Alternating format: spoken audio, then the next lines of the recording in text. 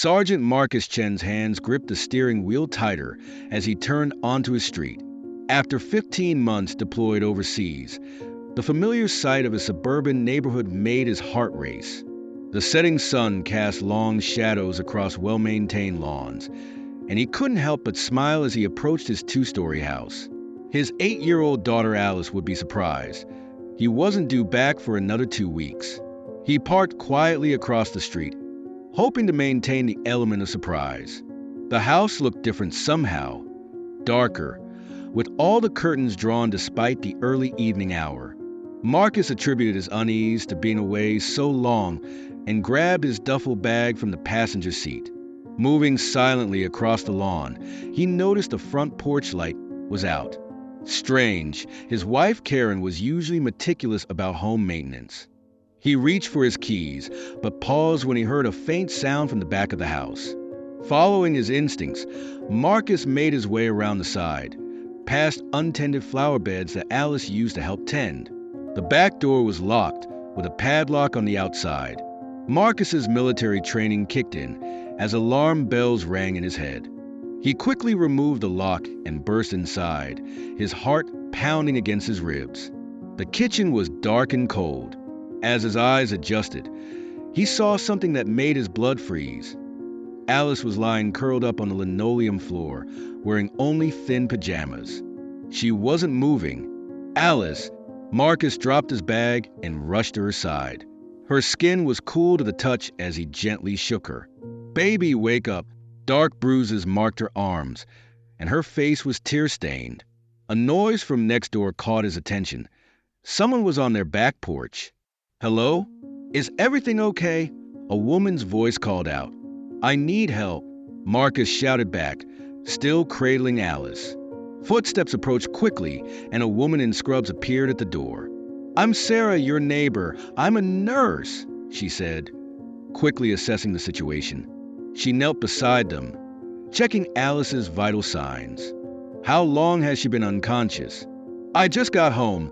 I've been deployed," Marcus explained, his voice tight with worry. "Found her like this." Sarah's gentle but efficient examination revealed more bruises, some old and yellowing. She documented everything with her phone while checking Alice's responses. "She's dehydrated but stable. We should get her to a hospital dash." The sound of a car door slamming interrupted them. Heavy footsteps approached, and 2 teenagers appeared in the doorway. Tom and Lisa, his stepchildren. "Dad!" Tom's voice cracked. "Your early dash. What happened to your sister?" Marcus demanded, still holding Alice. The teens exchanged nervous glances. Lisa started to speak, but Tom cut her off. "Mom said dash," he stopped abruptly. "Said what?" Marcus's voice was dangerously quiet. "She said Alice needed to learn discipline," Lisa whispered, tears forming in her eyes. "She made us help dash." A small whimper came from Alice as she stirred in Marcus's arms. Her eyes fluttered open, filling with tears when she saw him. "Daddy." She threw her arms around his neck, sobbing. Sarah discovered the kitchen cabinets were locked with small padlocks. Inside, they found food stored away from Alice's reach. Marcus held his daughter, while Sarah documented everything, his mind racing with questions about what had happened in his absence. As he comforted Alice, a tiny red light caught his eye in the corner of the kitchen ceiling. Looking closer, he noticed a small camera, its LED blinking steadily in the darkness.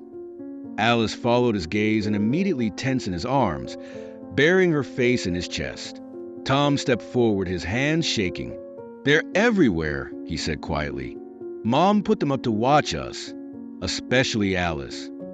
Marcus's military training kicked in, helping him maintain composure despite the rage building inside him. He noticed Sarah was already taking photos of the camera with her phone, documenting its placement. "How long?" he asked, struggling to keep his voice steady. "Since last month," Lisa answered, moving closer to the kitchen counter. "After Alice tried to call you." Marcus's heart sank. He remembered that call. It had been cut short, with Karen explaining they were having phone problems. He'd tried calling back several times but could never get through. She said it was for our protection, Tom added, his voice bitter. But it was just another way to control us. Sarah finished her documentation and turned to Marcus. She needs fluids and proper medical attention.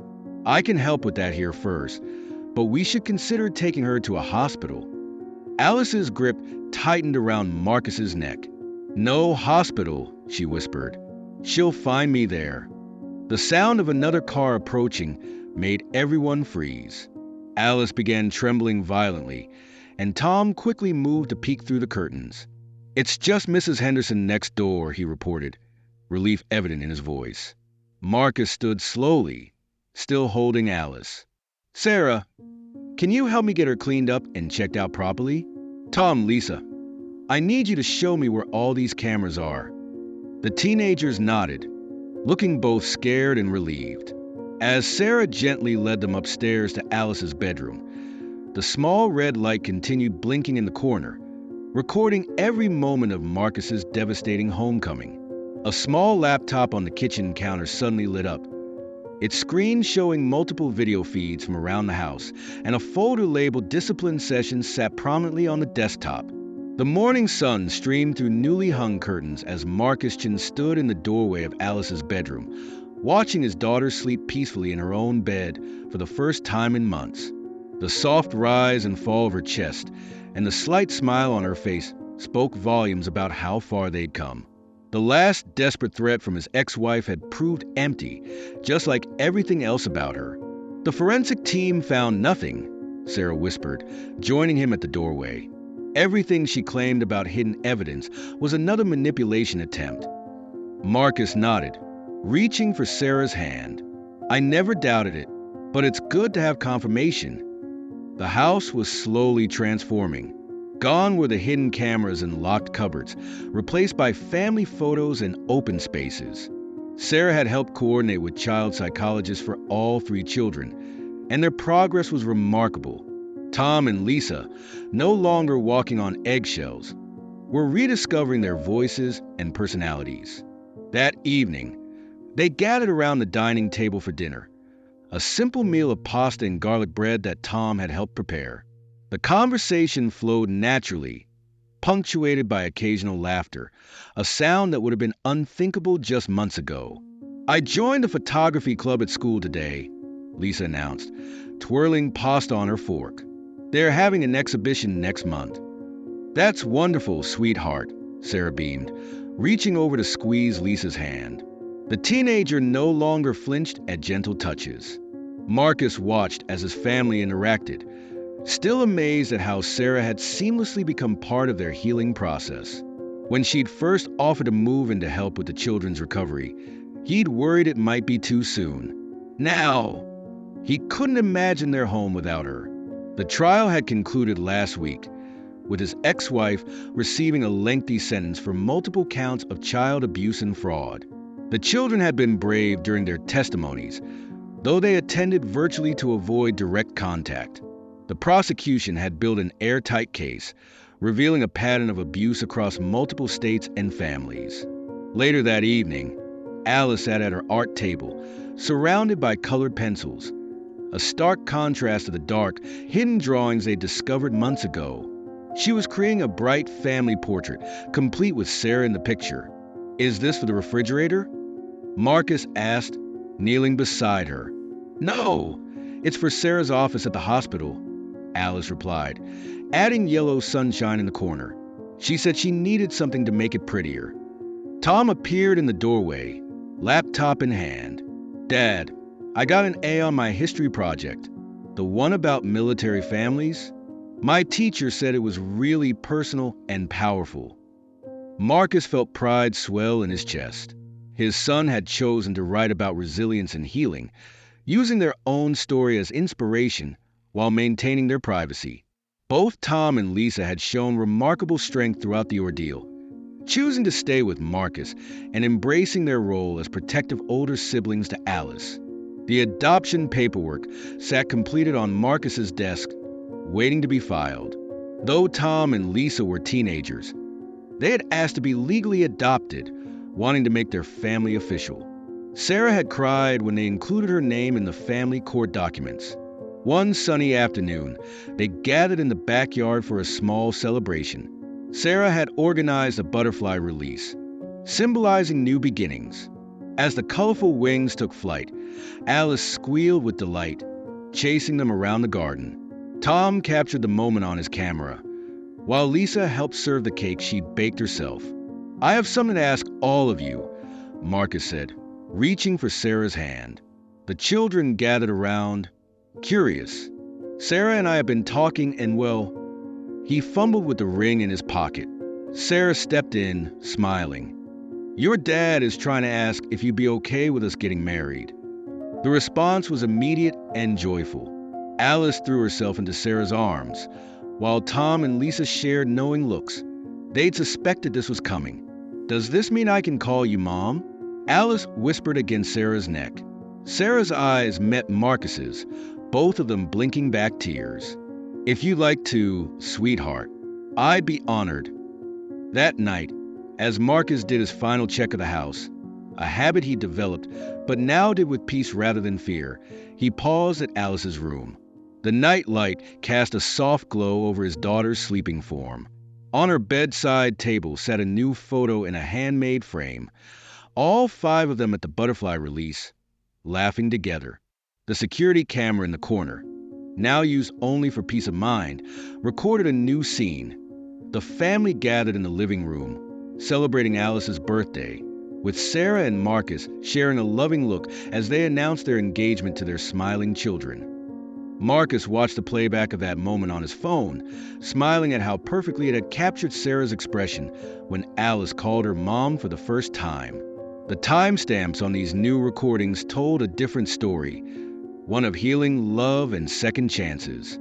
In Alice's art therapy sessions, her drawings had evolved from dark corners and locked doors to bright scenes of family picnics and playground adventures. Her therapist noted that the progression in her artwork mirrored her emotional healing. The latest addition to her collection hung proudly on the living room wall, a detailed drawing of their house, with butterflies surrounding it and all 5 family members holding hands in the front yard. Tom had taken to recording their family moments too, creating a digital diary of their recovery. His latest video project, carefully edited and set to soft music, showed their transformation over the months, from tense, fearful interactions to genuine laughter and spontaneous group hugs. He titled it Our Journey Home. Lisa's photography captured the subtle changes. Sarah's plants gradually filling the windowsills, new family photos replacing empty walls, and the transformation of the once sterile kitchen into a warm gathering space where they now baked cookies and shared stories. The last piece of mail from the courthouse arrived that morning, official confirmation of Tom and Lisa's adoption, with Sarah's name included as their legal guardian alongside Marcus. They planned to frame it, another testament to their unconventional but unshakable bond. As night fell, Marcus stood in the doorway of Alice's room one last time, a habit he couldn't quite break. But now, instead of checking for signs of distress, he simply absorbed the peaceful scene. His daughter clutching the stuffed butterflies Sarah had given her, a contented smile on her face as she dreamed. The security camera blinked silently in the corner, recording nothing but the quiet happiness of a family finally, truly home. Marcus stared at the blinking red light of the camera, his military training kicking in as he carefully scanned the kitchen for any other surveillance devices. Sarah, still holding Alice's medical supplies, followed his gaze and immediately understood the implications. "Tom, Lisa, how long have these cameras been here?" Marcus asked, his voice steady despite the rage building inside him. Tom shifted uncomfortably, looking at his sister before answering. "Mom installed them about 3 months ago. Said it was to keep us safe." Marcus reached for the camera, carefully removing it from its hiding spot. It was a high-end model, wireless, with cloud storage capabilities. His hands trembled slightly as he examined it, thinking about what it might have recorded. "We need to search the entire house," Sarah suggested, gently stroking Alice's hair as the girl clung to her. "I'll stay with her while you look." Room by room, Marcus discovered more cameras. They were strategically placed, in the hallways, the living room, and most disturbing of all, in Alice's bedroom. Tom followed nervously behind, trying to block certain doors. But Marcus wouldn't be deterred. "Dad, maybe we should wait," Tom pleaded as Marcus approached the master bedroom. "No more waiting," Marcus replied firmly, pushing past him. Inside the bedroom, he found a laptop hidden in a false bottom drawer. As he opened it, Lisa appeared in the doorway, tears streaming down her face. "She made us watch sometimes," Lisa whispered. "Made us watch when she punished Alice. Said it was to teach us about discipline." Sarah's voice called from downstairs. "Marcus, you need to see this." In the kitchen, Sarah held a small diary she'd found tucked behind the refrigerator. Alice's childish handwriting filled the pages with accounts that made Marcus's blood run cold.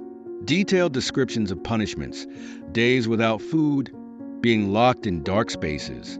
"December 15th, Sarah read softly. "Mommy says I'm bad again.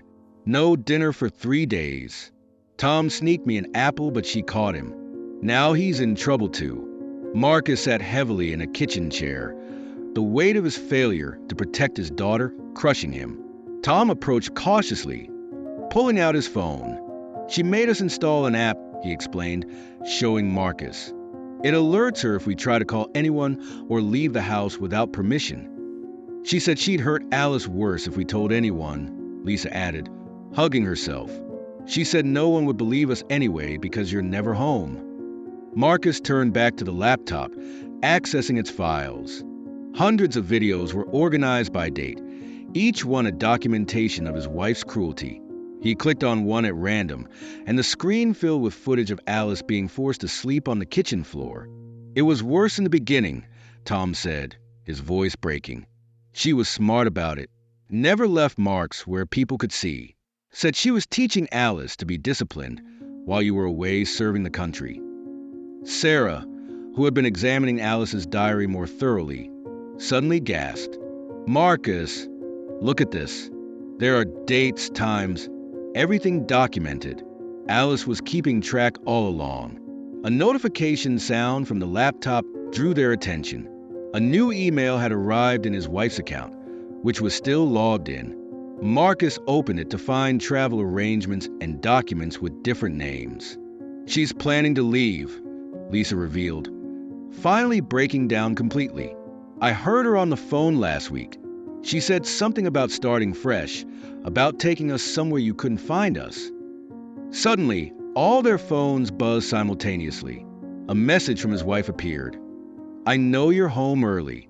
Don't think you can stop what's coming."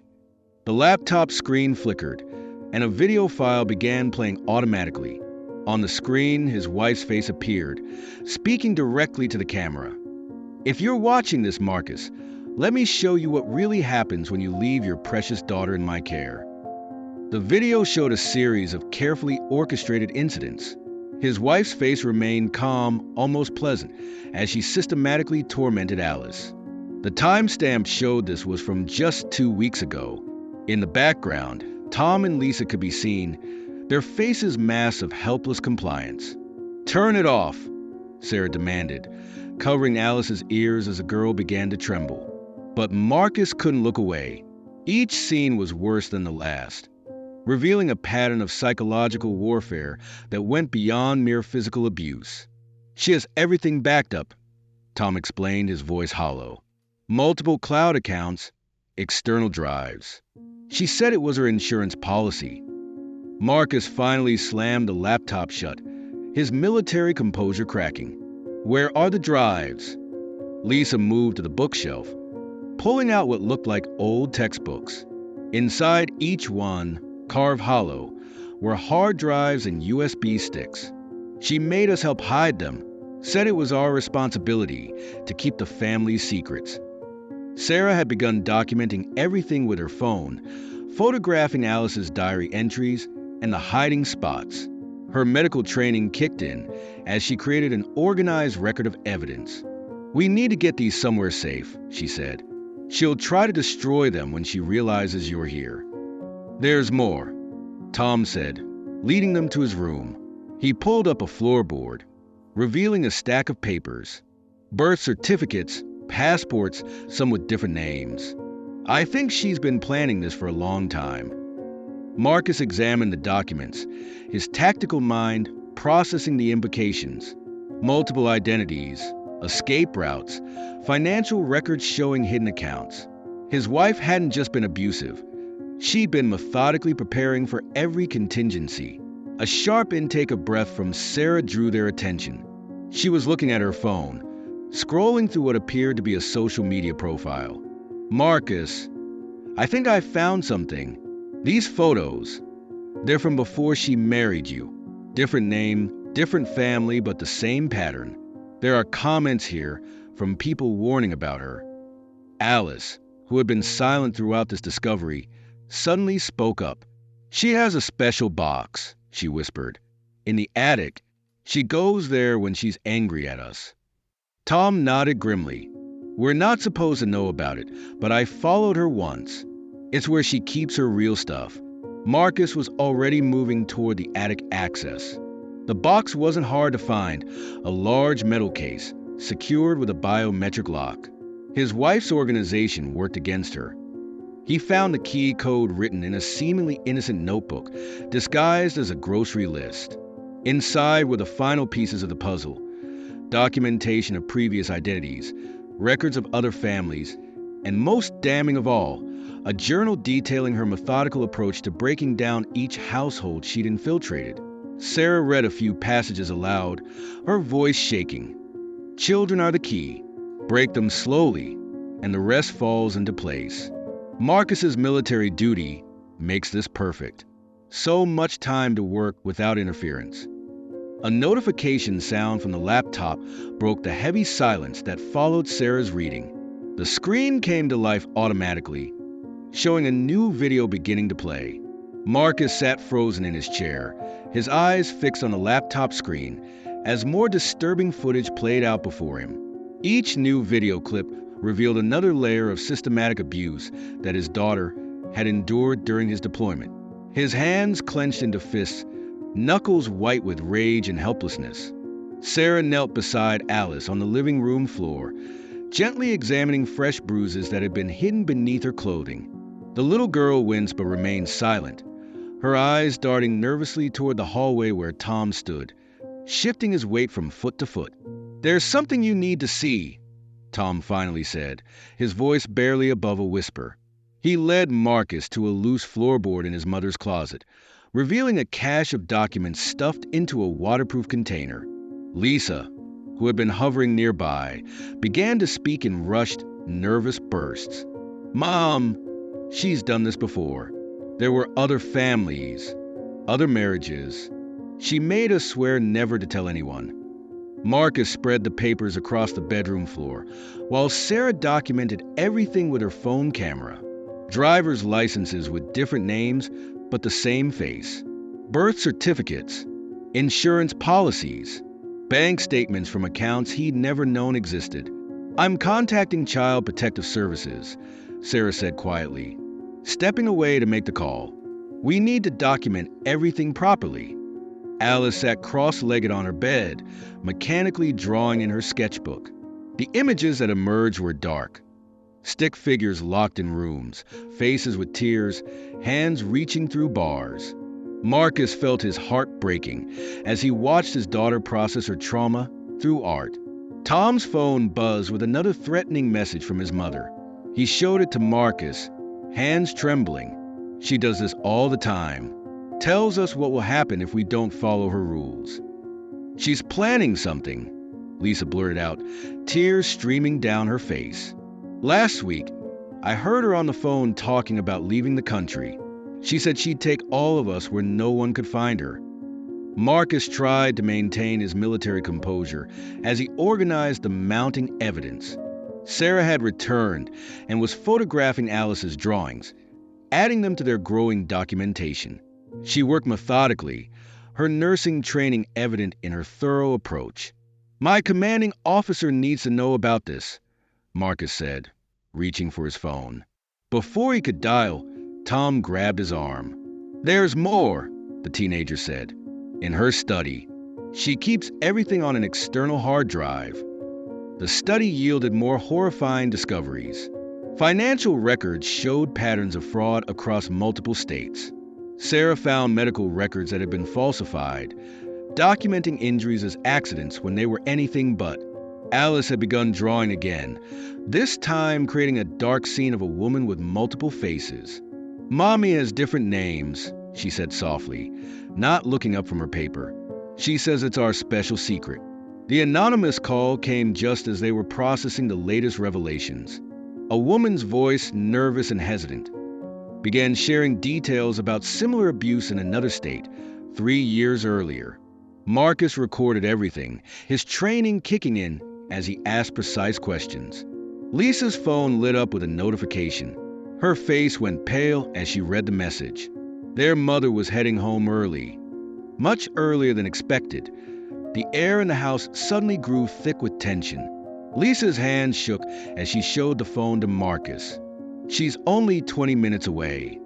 Sarah quickly gathered the medical documentation she'd been compiling. "We need to secure all this evidence before she arrives," she said, her voice steady despite the urgency. Tom began systematically backing up the video files they'd discovered. "She'll try to destroy everything," he said, his fingers flying over the keyboard. "She always does. In the last place, she burned all the papers before we left." Marcus's military training took over as he organized their findings into clear categories: financial documents, medical records, digital evidence, and the children's testimonies. Sarah helped Alice pack a small bag, knowing they might need to leave quickly.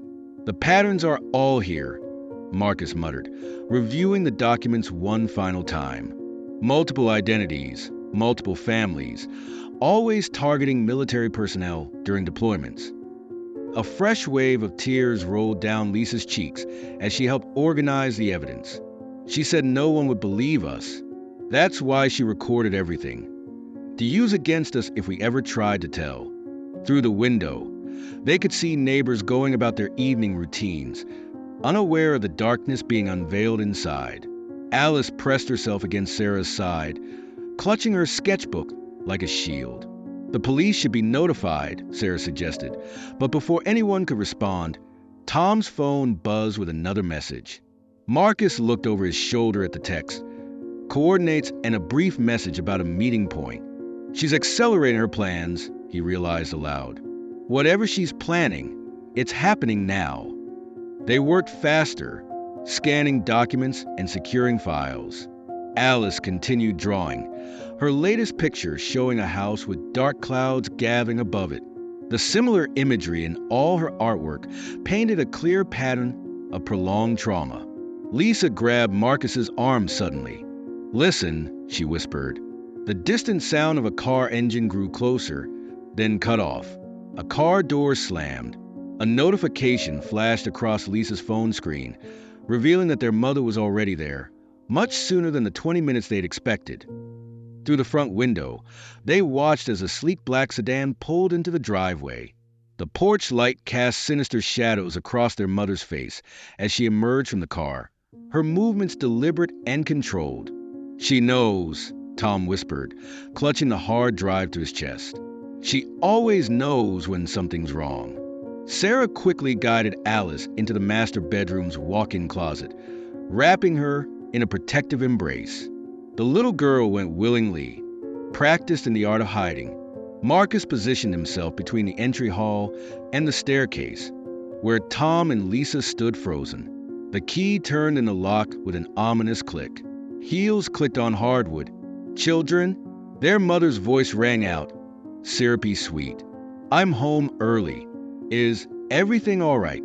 Tom's phone buzzed again in his pocket. Without looking, he knew it was another threatening message. Lisa's breathing quickened as footsteps approached the stairs. Their mother appeared at the bottom of the staircase, her carefully composed smile faltering as she took in the scene before her. Her eyes darted from Marcus's stern face to the documents spread across the floor, to her children's terrified expressions. For a moment, no one moved. Then her face transformed, tears welling up in her eyes with practiced precision. "Oh, "Thank God you're home early," she said to Marcus, her voice trembling. "I've been so worried about what's been happening while I was at work. The children dash." "Stop," Marcus commanded, his voice hard as steel. "We've seen the videos." The mask slipped for just a fraction of a second, a flash of rage crossing her features before the concerned mother facade snapped back into place. She took a step forward, reaching toward Lisa. "Sweetheart, what have you been telling them? You know how you sometimes imagine things dash." A notification pinged on Lisa's phone screen. Their mother was on her way home, 20 minutes out. Marcus's heart raced as he checked Lisa's phone notification again. His wife, Diana, would be home in less than 30 minutes. The house, now a crime scene of discovered cameras and hidden notebooks, needed to be cleared quickly. He couldn't let her find them collecting evidence. "Sarah, we need to move fast," Marcus called out, his military training kicking in. "Help me get the kids ready." Sarah nodded, already gathering the medical documentation she'd been meticulously preparing. Alice clung to her side, small fingers wrapped tightly around the nurse's scrubs. Tom and Lisa moved with urgent efficiency, having lived too long under their mother's unpredictable regime. They had barely finished gathering the essential evidence when they heard the distinctive sound of Diana's car pulling into the driveway. Marcus's hand instinctively moved to protect Alice, who was now trembling behind Sarah. Diana burst through the front door, her face a masterpiece of manufactured concern. "Oh my God! What's going on?" "I got calls from the neighbors." Her eyes darted around the room, quickly assessing the situation. "Why is everyone looking so serious?" Marcus stepped forward, positioning himself between Diana and the children. "Drop the act, Diana. We found the cameras." Her expression flickered for just a moment before recovering. "Cameras? What cameras?" "Marcus, honey, you're not making any sense. Are you feeling okay after your deployment?" Tom's hand moved subtly to his pocket, where his phone was recording everything. Lisa stood rigid, her eyes never leaving her mother's face. "Don't," Marcus warned as Diana took a step toward Alice. "We have everything on video. Every single thing you did to her. To all of them." Diana's facade cracked slightly. "You're being ridiculous. I've been nothing but a loving mother. These children need structure, discipline. You're never here, Marcus. You don't understand what it takes." A commotion outside drew their attention. Neighbors, attracted by the rising voices, had called the police. Red and blue lights filtered through the windows. "You're the one who doesn't understand," Sarah spoke up, her professional demeanor firmly in place. "As a medical professional, I've documented every mark, every sign of abuse. It's over, Diana." Diana's eyes narrowed dangerously. "Who exactly do you think you are? This is my family, my home." She spun toward Marcus. "He's the one you should be questioning. He abandons these children for months at a time. I'm the one who's here, caring for them." 2 police officers entered the house, taking in the tense scene. Sarah immediately stepped forward with her medical documentation, while Tom bravely played the recording he'd been making. Diana lunged for the laptop containing the surveillance footage. Marcus intercepted her, his military reflexes proving faster. "Don't make this worse," he warned quietly. The police separated everyone, taking statements in different corners of the house. Alice remained behind Sarah, watching with wide eyes as her stepmother's carefully constructed world began to crumble. "These are lies," Diana shouted, her composure finally shattering. "You've turned my own children against me. This is all your fault, Marcus."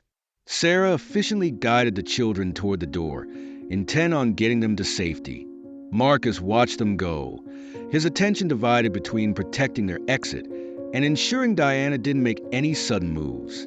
As the police continued gathering preliminary statements, Diana's hand moved slowly toward her phone, her fingers dancing across the screen with practiced precision. While chaos consumed the room, the message she managed to send flashed briefly before she deleted it. "Initiate protocol Echo. Now." The officer interviewing Diana noticed the phone movement and quickly confiscated the device. But her slight smirk suggested the damage was already done. Marcus caught the expression and felt a chill run down his spine. "We'll need all of you to come down to the station," the lead officer announced, looking between Marcus and Diana. "This is a serious situation that requires formal statements." Sarah had managed to get the children into her house next door, but Marcus could see Tom watching anxiously through the window. The boy's face was a mask of worry, knowing all too well what his mother was capable of. "I want my lawyer," Diana announced, her voice suddenly calm and controlled. "And I'll be filing charges against my husband for false imprisonment and defamation." The second officer began documenting the surveillance equipment they'd discovered, photographing each camera's position. Diana's expression tightened as she watched her carefully constructed surveillance network being dismantled. "Officer," Sarah called from the doorway, "I have medical records showing a pattern of abuse, and I've already contacted Child Protective Services. They're en route." Diana's composure slipped again. "You have no right. I'm their mother. This woman is nothing but an interfering neighbor who's trying to steal my family."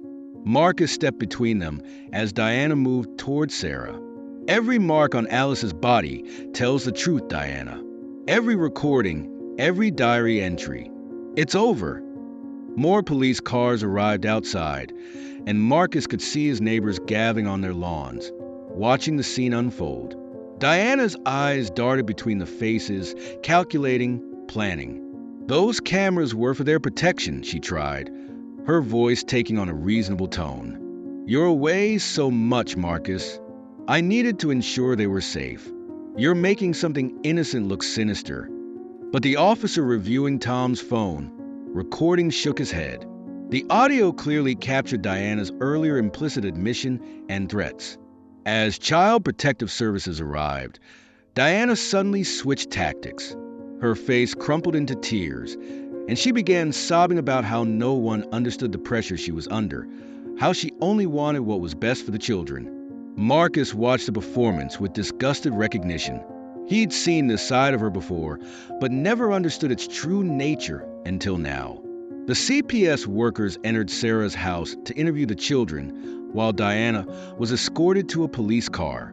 As she was led away, she managed to turn her head toward Marcus.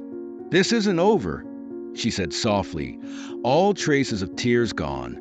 "You have no idea what you started." While everyone was focused on the commotion, Diana's phone lit up with an incoming message confirmation. "Protocol Echo initiated. Standing by." Marcus stared at his phone, his heart racing as he deciphered the cryptic message on Tom's screen. The text from their mother was brief but chilling. "Plan B. Now." Sarah noticed his expression darken and moved closer to the children protectively. "We need to move," Marcus said, his military training kicking in. "Sarah, can you help us secure emergency shelter?" Sarah was already dialing numbers on her phone. "I have contacts at a temporary shelter. They can take all 3 kids right now, but we need to hurry." The chaos erupted during the police interrogation.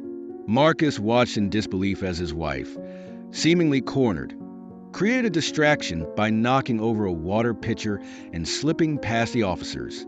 The commotion sent Alice into tears, clutching Sarah's hand tighter. "Daddy, there's something else," Alice whispered, tugging at his sleeve. "In Mommy's closet, behind the shoes." Marcus followed his daughter's directions, discovering a hidden compartment containing multiple passports, birth certificates, and driver's licenses, all with different names but featuring his wife's photo. The discovery sent chills down his spine. Tom's voice cut through the tension. "Dad, that black SUV. It's been following us since we left the house." Sarah quickly ushered the children away from the windows, while Marcus documented the vehicle's details. His phone buzzed with notifications from his military superiors, offering support and resources for protection. In the parking lot, the confrontation Marcus had been dreading finally happened. A man emerged from the suspicious SUV, claiming to be a family friend. Marcus recognized the practiced smoothness in his voice, the same kind his wife used when lying. "The children are coming with me," the man stated, reaching into his jacket. Marcus moved with practiced precision, years of combat training taking over. In seconds, the man was face down on the asphalt, his concealed weapon skittering away under a nearby car. Sarah had already called the police, who arrived to find Marcus securing the would-be kidnapper. Lisa's voice trembled as she accessed her mother's cloud storage on her tablet. "Dad, look at these." Travel itineraries, offshore account numbers, and detailed escape plans filled the screen. The sophistication of the operation became clear. This had been planned for months, possibly years. As police gathered more evidence from the house, Sarah focused on documenting new revelations from the children. Alice's hands shook as she described hidden cameras in her bedroom, while Tom and Lisa revealed years of psychological manipulation. Marcus received a call from his commanding officer. "Chen, we've got your back. Your family is under military protection now." The support brought temporary relief, but Marcus knew his wife's network was extensive. The discovery of secret bank accounts painted a picture of a long-term scheme. Accounts in multiple countries, all with substantial balances, suggested this wasn't the first time she had planned such an escape. Sarah organized medical records and testimonies, while Marcus coordinated with law enforcement. The children stayed close together, jumping at every unexpected sound. Alice's drawings, once filled with dark figures and locked doors, now showed her family running, escaping.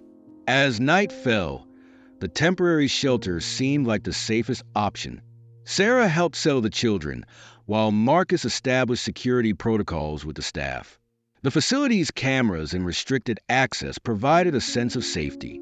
Just as they began to relax, Marcus's phone rang. An unfamiliar voice spoke. "Your children are not safe there. She has people inside." The anonymous caller's warning sent Marcus sprinting down the shelter's hallway. He dialed Sarah while running, his training keeping his voice steady despite the panic rising in his chest. "Get them out now, through the back exit we discussed." Lisa had managed to slip her mother's old phone into her pocket before they left the house, a decision that would prove crucial.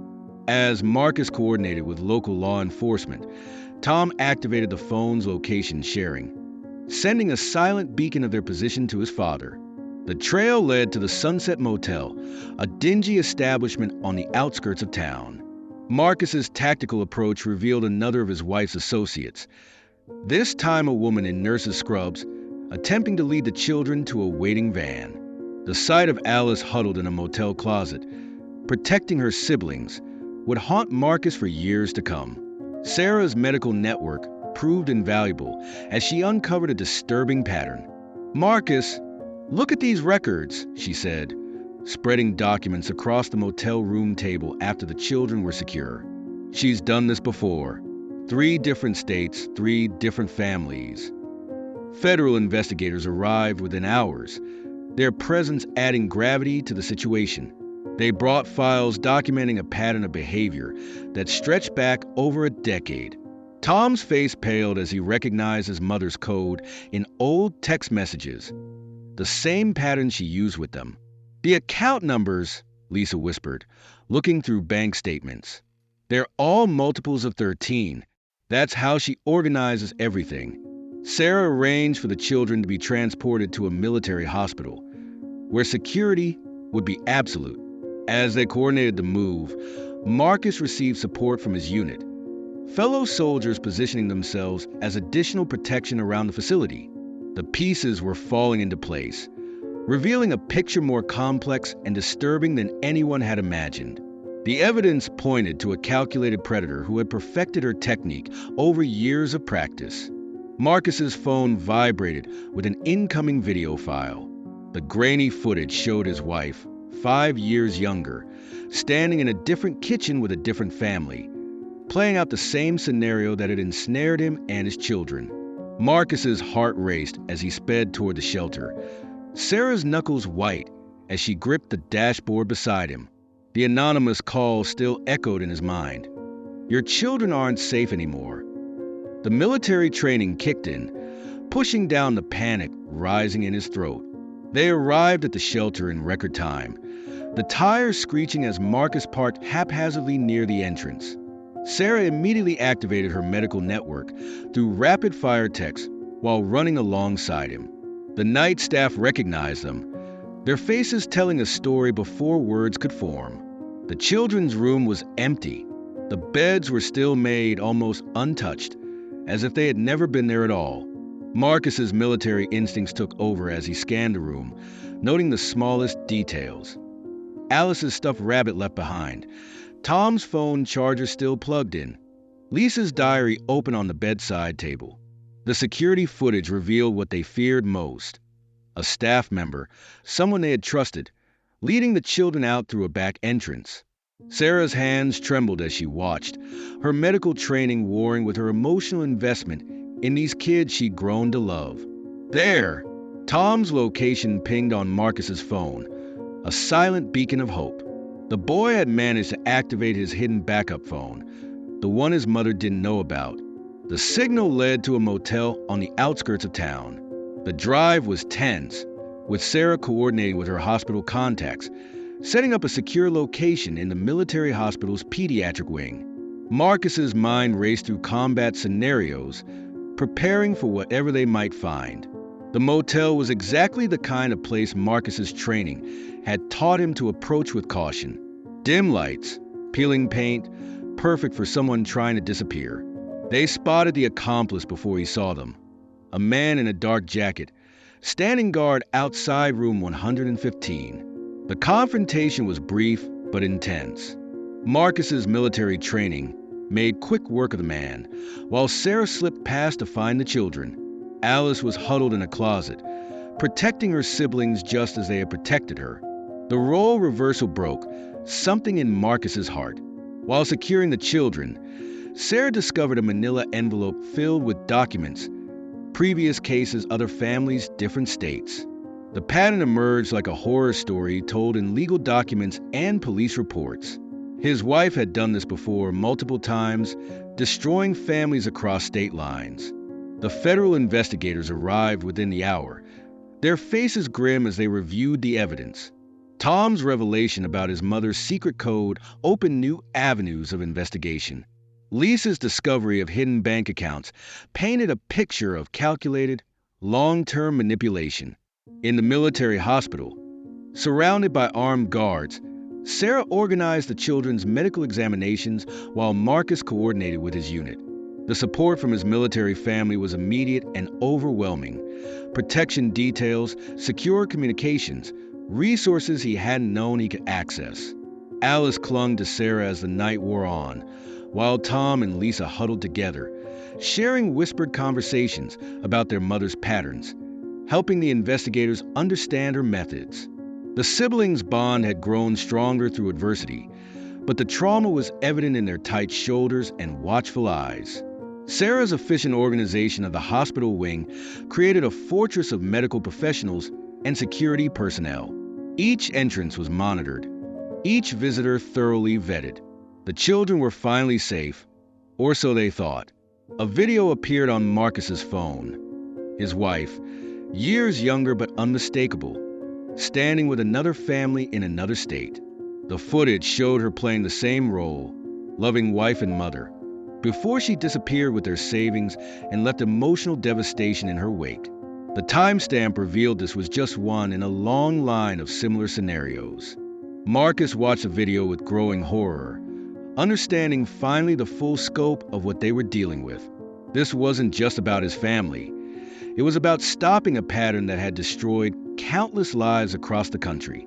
The woman he had married was a phantom, a carefully constructed facade hiding a predator who specialized in destroying families. The video continued playing, showing scene after scene of her previous deceptions. Each family's story mirrored their own: the careful grooming, the isolation, the abuse hidden behind closed doors. Sarah watched over Marcus's shoulder, her medical mind cataloging the similarities, building a psychological profile that would help protect their children. Tom approached them, his teenage face aged by worry. She used different names, but always the same pattern, he explained, pointing out details in the video that only a child who had lived through it would notice. The way she separates siblings, how she controls the food, the hidden cameras. She did it all before. Lisa had been quiet, methodically going through her mother's old bank statements on a laptop provided by the investigators. "There's a pattern here too," she said, her voice steady despite the tears in her eyes. "She always moves money exactly 3 months before she disappears." The federal investigators were particularly interested in this detail, immediately cross-referencing it with recent transactions. The children's insights were proving invaluable, turning their years of trauma into tools for justice.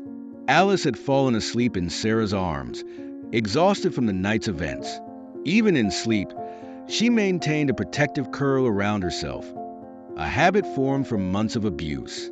Sarah stroked her hair gently, exchanging a meaningful look with Marcus. The hospital room had become a command center of sorts. Military personnel coordinated with federal agents.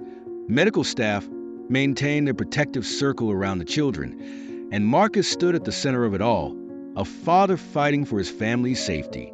A chime from Lisa's phone cut through the quiet efficiency of the room. Everyone froze as her screen lit up with a live stream notification. The feed showed their mother, now platinum blonde instead of her usual brunette, confidently striding through an international airport. She held 3 separate passports, each pointing to a different destination, each representing a possible escape route. The realization hit them all at once. She was making her move, and they had precious little time to stop her.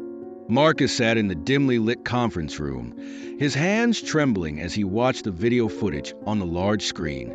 The investigators flanked him on both sides, taking notes as the evidence of his wife's previous life unfolded before their eyes. The video showed her, 5 years younger but unmistakable, playing the role of devoted stepmother to another family in Minnesota. "We've identified at least 3 other families," Agent Roberts said, sliding photographs across the table. "Same pattern, different names." Sarah burst into the room, clutching a stack of medical files. "These were all falsified," she announced, spreading the documents on the table. She used her knowledge of medical terminology to create convincing records, but the hospitals listed? Some don't even exist. Tom, who had been quietly observing from the corner, stepped forward and picked up one of the photographs. His face went pale. "I know these kids," he whispered. "She used to show us pictures, said they were our cousins who died in an accident." He traced the faces of 2 smiling children with his finger. "She made us feel guilty for being alive when they weren't." The video conference screen flickered to life, revealing a woman in her 40s, her face bearing the weight of past trauma. "My name is Rebecca Morrison," she began, her voice steady despite the tears in her eyes. "She was my children's stepmother for 18 months. We lost everything." While the adults focused on Rebecca's testimony, Alice sat at a small table nearby, crayon moving purposefully across paper. Her drawings caught Sarah's attention. Recurring symbols, specific colors, patterns that appeared in multiple scenes. "Marcus," Sarah called softly, "I think Alice is showing us connections." The investigation room transformed into a command center as federal agents mapped out the network on large boards. Red strings connected photos, documents, and locations, revealing an intricate web of deception spanning multiple states. Lisa had been thoroughly searching her mother's old belongings, and her latest discoveries sent chills through the room. Journals dating back 15 years, each documenting calculated plans and manipulations. Marcus stood before the evidence board, his military training helping him identify patterns in the chaos. "She always targeted military families," he noted. "Single parents deployed or about to deploy. She used our absences to establish control." Sarah organized the medical evidence meticulously, creating timelines of abuse that matched perfectly with deployment schedules. The pattern was devastating in its precision. While Marcus coordinated with federal prosecutors, Tom worked with cyber analysts, helping decrypt coded messages found in old email accounts. The security team doubled their presence around the children's wing of the military hospital. Alice, working with her therapist, experienced a breakthrough during an art therapy session. "She told us when Daddy would leave," she revealed, pointing to a dark figure in her drawing. She knew before he got orders. By late afternoon, international bank accounts had been traced through a complex web of aliases.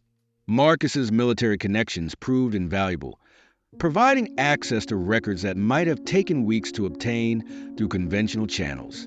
The team worked through the evening, piecing together a case that spanned decades. Tom and Lisa contributed crucial details, their memories providing context to the mountain of evidence. Sarah moved between helping the investigators and checking on the children, ensuring they felt secure despite the intense activity around them. As night fell, Alice's therapist reported significant progress. The young girl had begun to verbalize her experiences, each revelation adding another piece to the puzzle of her stepmother's methodology. The pattern became clear. This wasn't just about control or money. It was a calculated system of psychological manipulation refined over years. Marcus received a call from his commanding officer. "We've got movement on her cards in 3 different countries," he reported. "She's getting sloppy." The room fell silent as Lisa's phone suddenly lit up with an alert. On the screen, a live security feed showed their mother, now sporting blonde hair and designer clothes, striding purposefully through an international terminal. 3 different boarding passes peeked from her expensive handbag, each for a different destination. Lisa's hands shook as she held up the phone. "Look at the timestamps. This is happening right now." The command center erupted into action. Sarah pulled up flight manifests while Marcus coordinated with TSA officials at multiple airports. The video showed their mother moving confidently, her disguise professional but not impenetrable. She had transformed herself into a polished business traveler, far from the suburban mother she pretended to be. Got another ping. An analyst called out. Credit card activity in Dubai, but the security footage is from O'Hare. Tom leaned over the computer, his eyes narrowing. That's her backup plan. She always talked about Dubai, but she'd never go there. It's too obvious. The journals Lisa had found revealed a deeper pattern. Each entry showed meticulous planning, with escape routes plotted years in advance. "She's been preparing for this moment since before she met you, Dad," Lisa said quietly, turning pages filled with detailed contingency plans. Alice's latest drawings captured the attention of the behavioral analysts. Her therapist pointed out recurring elements, specific colors associated with different identities her stepmother had assumed. She observed more than anyone realized, the therapist explained. Children often communicate what they can't verbalize. Sarah cross-referenced the medical records with known aliases. There's a pattern in how she created false records. She used the same birth dates, just scrambled differently. It's like a signature she couldn't help leaving. As the evidence mounted, Marcus worked with federal prosecutors to build an airtight case. The scope of his wife's deception was staggering. Dozens of falsified documents, multiple stolen identities, and a trail of traumatized families across the country. The international banking team made a breakthrough, uncovering accounts in 7 countries. "She's been siphoning money for years," the financial analyst reported. "Small amounts, nothing to trigger alerts, but it adds up to millions." Tom's work with the cyber team revealed coded communications with a network of enablers. "She has people helping her," he explained, pointing to encrypted messages. "But they don't know each other. She kept them separated." A live feed appeared on Lisa's phone screen, showing their mother at an international airport with 3 different boarding passes, her face calm and collected as she approached the security checkpoint. She looked nothing like the woman they had known, yet exactly like every false identity she had ever assumed. Marcus's hands gripped the steering wheel as he sped toward the international airport, his phone on speaker with federal agents coordinating their positions. 3 different airports, 3 possible escape routes, and somewhere in between, his wife was trying to disappear with whatever remained of her stolen fortune. "Terminal C is covered, Sergeant Chen." Agent Rodriguez's voice crackled through the speaker. We have teams at both other locations as well. Sarah's text message flashed on his phone. Children secure at military hospital. Extra security in place. He allowed himself a brief moment of relief before refocusing on the task at hand. At the airport, Marcus moved swiftly through the crowded terminal, his military training evident in his precise movements. His phone buzzed with an update from Tom, who had been working tirelessly to decrypt his mother's coded messages. "Dad, I found something." Tom's voice was urgent. "The ticket to Paris is a fake. Look at the booking pattern. It's the same one she used when she disappeared from Sacramento 3 years ago. She's heading to Singapore." Lisa had been digging through old messages, creating a pattern of her mother's previous escapes. "The transactions always happen in threes," she explained in a group chat. One obvious destination, one decoy, and the real one hidden behind complicated transfers. Security cameras captured a glimpse of a woman matching his wife's description, but her appearance had changed. Dark hair now blonde. Designer clothes replaced by casual wear, but Marcus recognized her walk. The slight favor to her left side that no disguise could hide. Movement at gate 47. An agent's voice crackled through his earpiece. Marcus changed direction, moving through the terminal with controlled urgency. His phone lit up with another message from Sarah, documenting a suspicious attempt to contact the children through the hospital's general line. In the security office, Marcus watched multiple screens tracking different segments of the airport. Tom's voice came through again. "Dad, I've traced recent transactions. Large cash withdrawals in decreasing amounts. It's her signature pattern." A commotion near one of the international gates caught everyone's attention. Marcus rushed toward gate 32, but it was another false alarm. His wife was playing them, appearing and disappearing across different terminals. Alice's voice trembled through a secure line at the hospital. "Daddy, I remember something. She always said Singapore was her backup plan. She told Lisa once when she thought I was sleeping." Marcus relayed the information to the federal agents, who immediately began redirecting resources. Sarah sent another update. Security at the hospital had just apprehended someone trying to deliver a package to the children's ward. Through the airport's massive windows, Marcus watched planes taking off into the darkening sky. Tom's technical skills proved invaluable as he continued tracking his mother's digital footprint, uncovering a complex web of recent transactions all pointing towards Southeast Asia. Security camera feeds showed her again, this time moving confidently toward international departures. Marcus coordinated with teams at all 3 airports simultaneously, the net slowly tightening. Lisa managed to intercept one final coded message on an old email account.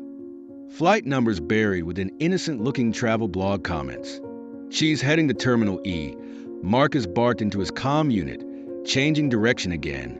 The terminal's crowds parted before his determined stride. Federal agents moving into position around the perimeter. His phone vibrated with an urgent message from Sarah. "Emergency at hospital. Security breach possible. Children secure but situation developing." Before Marcus could process this new threat, his earpiece crackled with urgent updates from multiple agents. His wife had been spotted simultaneously at 2 different security checkpoints. She was testing their response patterns, looking for weak points. Just as Marcus thought they had finally cornered her, Sarah's next message made his blood run cold. Through the hospital security cameras, she had spotted someone in medical scrubs who matched his wife's distinctive gait, heading toward the children's ward. The hospital security feed showed his wife, dressed in full medical staff attire, moving through the corridors with practiced confidence. Using the chaos at the airports as a distraction, she had infiltrated the one place Marcus thought was completely secured. Marcus's military training kicked in as he processed the new information. "All units at the airport, this was a diversion," he commanded through his comm unit. "Primary target is at the military hospital. Maintain minimal coverage here, but redirect main force to the hospital immediately." The drive back to the hospital felt eternal, even with police escort clearing the way. Sarah was coordinating the hospital security response, sending real-time updates of his wife's movements through the building. The children were in a secure wing, but she was methodically working her way through the hospital's security protocols. Tom's voice came through the secure line. "Dad, I've hacked into the hospital security system. She's used credentials stolen from a doctor in Maine 3 months ago. The ID card will work on most doors." Lisa had managed to recognize her mother's perfume, a distinctive scent she always wore, and alerted Sarah before the woman in scrubs reached their floor. The hospital security team was strategically positioning officers at every crucial junction, while Sarah had moved the children to a reinforced safe room used for witness protection cases. Marcus's phone lit up with surveillance footage, showing his wife confidently swiping the stolen ID card at various checkpoints. She had planned this thoroughly, probably having backup plans within backup plans. The airport charade had been elaborately staged to draw away security resources. 2 minutes out, Marcus informed Sarah as his vehicle screamed through traffic. "Keep the children in the safe room. Do not engage with her directly." Alice's small voice came through Sarah's phone. "She's wearing the same shoes, Daddy. I can hear them clicking like before." The hospital loomed ahead, its windows reflecting the last rays of sunlight. Federal agents were already converging on the building from multiple directions, while hospital security had initiated lockdown procedures. His wife was now trapped inside, but that made her even more dangerous. As Marcus finally reached the hospital entrance, Sarah's urgent message confirmed his worst fears. His wife had accessed the floor where the children were being kept. She was methodically checking each room, her stolen identity still holding up under scrutiny. The elevators were locked down, forcing Marcus to take the emergency stairs 3 at a time. Through his earpiece, he could hear the coordinated movements of federal agents securing each floor. They were closing in, but his wife had always been skillfully elusive. The children's ward was eerily quiet under lockdown. Through the security cameras, Marcus watched his wife's methodical progress toward the safe room. She moved with the confidence of someone who had done this before, who had planned for every contingency. Sarah's voice came through clearly. "Marcus, she's 30 seconds from our position. The children are secure, but she's got something in her lab coat pocket. Security can't get a clear view of what it is." Marcus reached the floor just as his wife approached the last corridor leading to the safe room. The hospital's fluorescent lights cast harsh shadows as she walked, her stolen scrubs and confident posture almost perfect in their deception. Almost. The woman in medical scrubs suddenly appeared at the end of the hallway, her face professionally neutral, but her eyes blazing with familiar intensity. She reached slowly into her pocket, and Marcus saw the flash of what looked like a key card, one that shouldn't exist. Sarah's instincts kicked in the moment. She caught a glimpse of the unfamiliar nurse walking down the hospital corridor. Something about her gait, the way she moved with calculated precision, sent warning signals through Sarah's mind. The scent of a distinctive perfume, the same one Alice had mentioned in her testimony, confirmed her worst fears.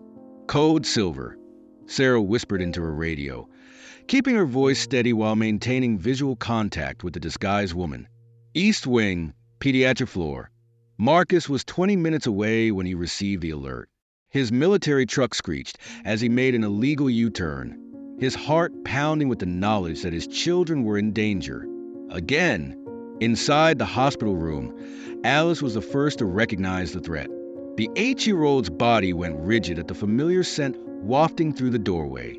"Tom," she whispered, tugging at her stepbrother's sleeve. "She's here." Tom, displaying a maturity beyond his 15 years, immediately understood. He grabbed Lisa's hand and guided Alice toward the room's private bathroom. "Remember the drill," he said softly, helping them inside. "Just like we practiced." The disguised woman, their mother, pushed the door open just as Tom secured the bathroom lock. Her fake ID badge read Nancy Wilson, but her eyes held the same cold calculation they'd grown to fear.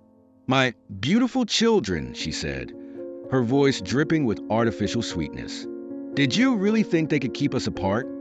Sarah positioned herself between the bathroom door and the intruder, Security is on their way, she stated firmly. You've already lost. The woman's facade cracked, revealing the rage beneath. Lost? I never lose.